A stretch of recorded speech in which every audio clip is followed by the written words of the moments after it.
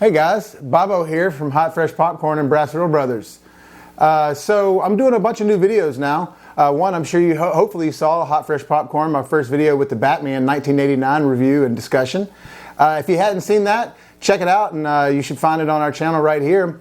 But along with Hot Fresh Popcorn and our BrassReel reviews that we do with Andre and Anthony and the occasional guest, I'm going to be doing some BrassReel news, just hopefully coming to you daily, bringing you some bunch of gossip, all the stuff you see on the headlines, all the like behind the scenes shenanigans, all that stuff, the stuff that I like to dig about.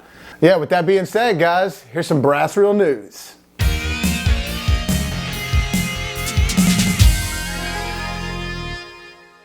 So, with Cineworld and Regal about to start opening on July 10th, we're going to see a shift in what movies are doing right now. Hopefully we'll see some things being re-released slowly. I say re-released, but released slowly, but movies are getting pushed back. Tenet still got pushed back 2 weeks again now. Almost every movie this summer has been pushed back. The Bond movie, Wonder Woman, a lot of movies have had to stop filming completely. The Oscars have pushed themselves back for 2 months. Jeff Block with Exhibitor Relations is saying basically right now what's happening in Hollywood is a domino effect, and not in the sense that one domino falls and all of them fall. It's that we're waiting for a domino to fall. Basically every day it's new news with what's all going on in Hollywood, or not Hollywood, with the world, excuse me.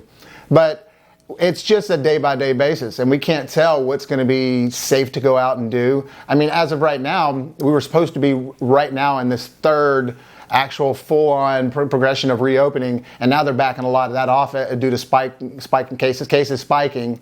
Now they're backing that off due to cases spiking all over the country and the world again, and like they said that was going to happen. So Hollywood's just having to readjust, and so they're really waiting for every single domino to fall, and they don't know when it's going to fall. So it's one at a time. So with the Oscars being pushed back 2 months, I wouldn't be surprised if that even went longer. I'm not saying it's going to, but I wouldn't be surprised if it went longer. I also wouldn't be surprised if some of these other movies got pushed back a little longer as well. They spend a lot of money on these movies, and for this to happen, yes, they're going to have to recoup money somehow, and they're not just going to not release them, but it's still too soon for them to just release it, because once it's released, they sort of pop their cherry on the bubble of money that they can grow and make before that actually, boom, pops. And then it starts to just be like, oh, I've seen it, or I've watched it with a friend because he had it or whatever. The money stops being made as much once it's released. So people are trying to do what they can. We've seen some releases of things on Disney Plus. They've actually sort of swept some things aside on there, like Artemis Fowl.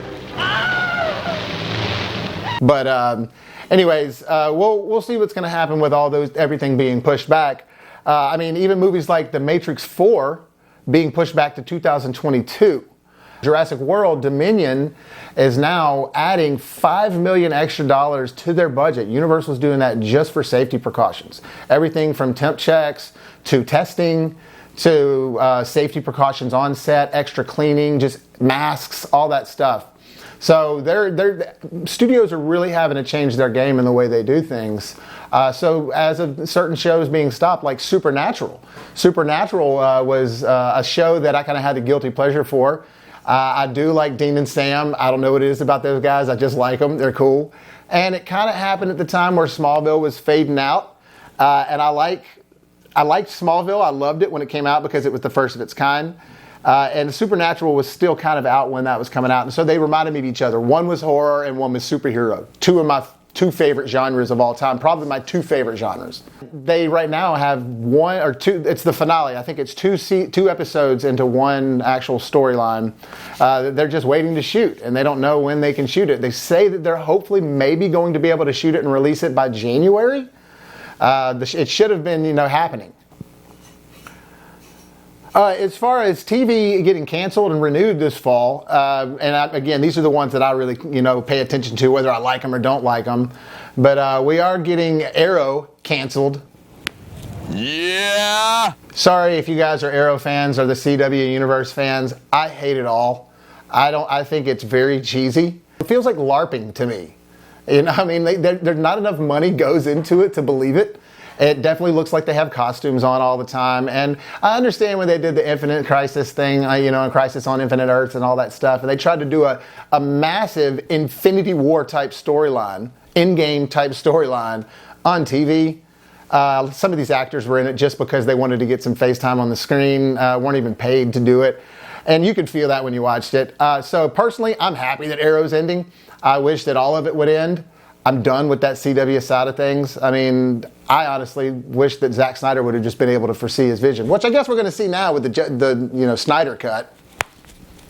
And shows like Criminal Minds, Lucifer getting canceled. Lucifer also not a part of that CW deal, but they still included it in the Crisis deal, which again, I hated it. Lucifer, they just make shows to make them now, and I'm just not down with that. I want a juicy show like Breaking Bad.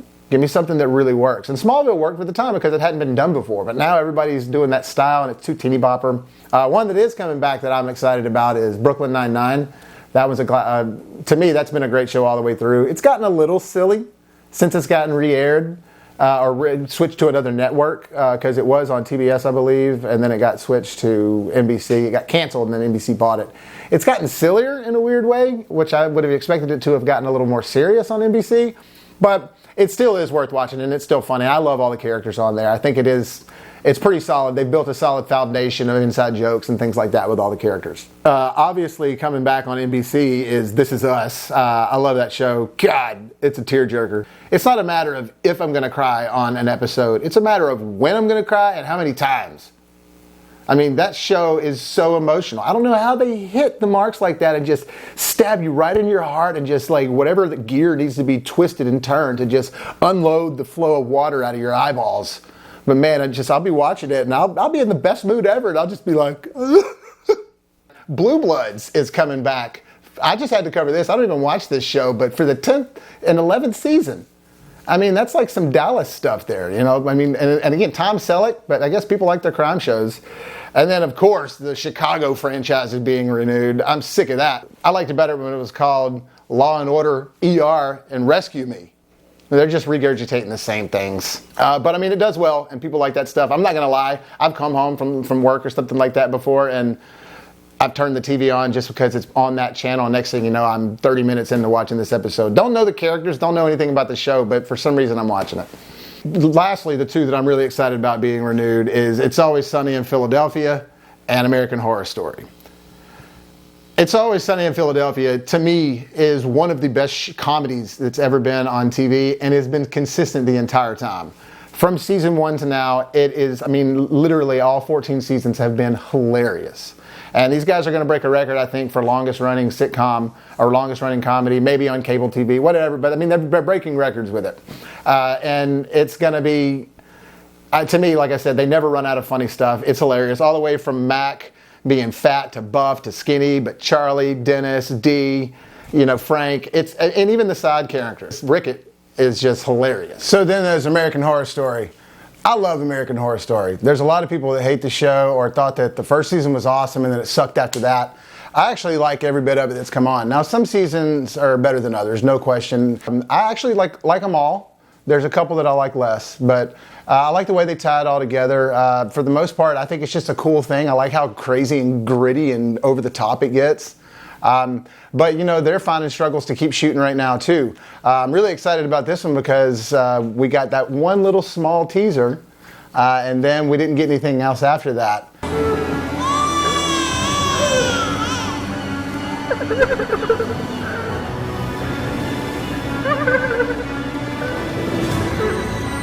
And it's always a curiosity to see if the teasers are going to match with what the show actually is. A lot of times, they'll give it, like for season 6, they did like 6 different styles of teasers and made you think the show was about 6 different things, but it was only about one of those 6 things. So it's all this like kind of fake viral marketing that they do. It is going to have a lot of the original cast in it as well.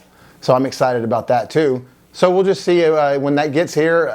Eventually it will get here, but they are going to go for season 10 and apparently a season 11. So I say bring it on.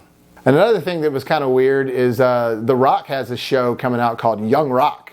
And it's going to be based on the formative years of The Rock. When he was growing up, what it took for him to get to where he is now, I guess. But we'll see where that goes. I'm not sure how I mean, The Rock is big, and not just physically, but he actually is huge in the media. So we'll see where that goes. See if it's worth watching. But yeah, young Rock. But anyways, guys, thank you so much for watching this video, and just keep tuning in. Don't forget to hit the like button and subscribe, and put your comments down below. I'll be happy to check them out and respond how I can. Like I said, I want to start some sort of community here. Be sure to tune into my upcoming video that I'm going to review for Masters of the Universe with Dolph Lundgren. Oh yeah.